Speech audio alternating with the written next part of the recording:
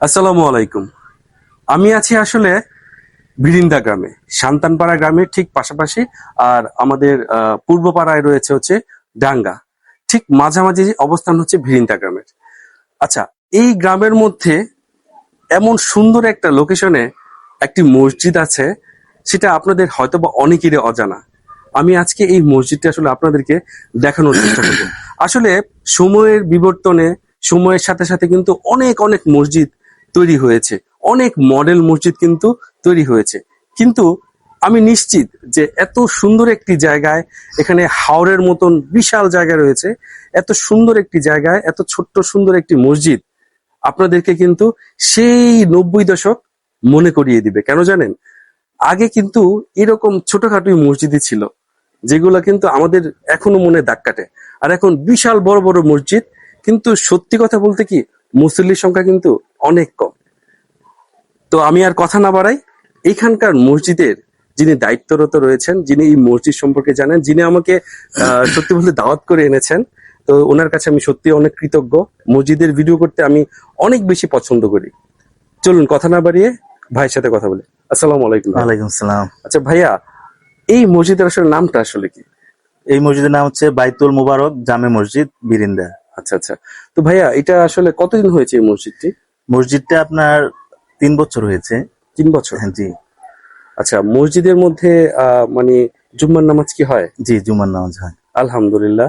তো তার মানে হচ্ছে জুম্মার নামাজ যেহেতু হয়, এই মসজিদের মধ্যে কিন্তু মুসলিয়ান ভালোই হয়, জি, না? মোটামুটি আলহামদুলিল্লাহ ভালো হয়। আমি আমার বাবার কাছে শুনেছি আর কি, যে এখানে তাবলিগ হয়। জি জি হ্যাঁ, তাবলিগ। জি জি। আসলে ভাইয়া, আপনার কিভাবে মনে হলো যে এত সুন্দর একটি জায়গায় আপনি মসজিদটি আসলে দায়িত্বরত আছেন এবং মসজিদটি হয়েছে, এই সম্পর্কে আপনি যদি একটু ধারণা দেন আমাদের। মসজিদটা মানে আমাদের বিশেষ করে আমার ছোটবেলা থেকে একটা শখ যে এরকম একটা কিছু সদকা জারিয়া হিসেবে করার।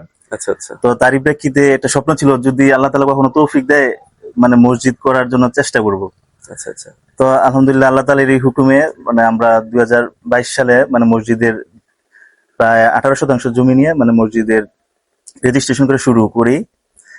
তো পরবর্তীতে যখন মসজিদটা রেজিস্ট্রেশন করবো, আমাদের মানে মসজিদের নামকরণ নিয়ে একটু সবাই দ্বিধাদ্বন্দ্বে ছিলাম যে কি নাম করা যেতে পারে। আচ্ছা আচ্ছা। তো আমার এই মসজিদটা মূলত আমাদের পৈতৃক সম্পত্তির উপরে। আচ্ছা আচ্ছা। আর আমার দাদা আপনার মাওলানা মোবারক আলী খান সাহেব মানে প্রত্যন্ত এরিয়ার মধ্যে অত্যন্ত জনপ্রিয় আলেম ছিলেন।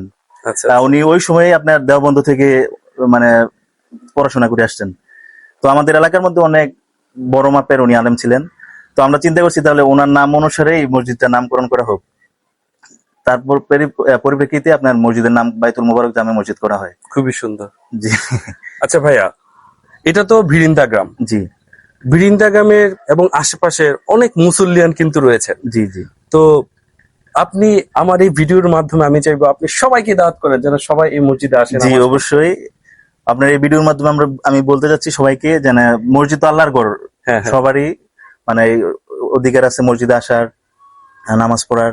তো আপনারা সবাই ইনশাল্লাহ যারা যারা এই ভিডিও দেখতেছেন একবার হইলেও ইনশাল্লাহ মসজিদে আসবেন, নামাজ পড়বেন। আর মসজিদের পরিবেশটা কিন্তু অত্যন্ত সুন্দর, অনেক সুন্দর। যারাই আসে তাবলিগের সাথীরা আসুক বা অনেকে ঘুরতেও আসে, মানে সবাই আসার পরে মানে জিনিসটা অনেক ভালো মানে পছন্দ করে, মানে লোকেশনটা পছন্দ করার আমাকে এমন একটি সুন্দর জায়গায় মসজিদ আল্লাহর ঘরে আসার দাওয়াত করেছেন, তার জন্য আপনাকে অসংখ্য ধন্যবাদ। আপনাকে অসংখ্য ধন্যবাদ। ভালো থাকবেন ভাই। আসসালামু আসসালামু আলাইকুম। আলাইকুম।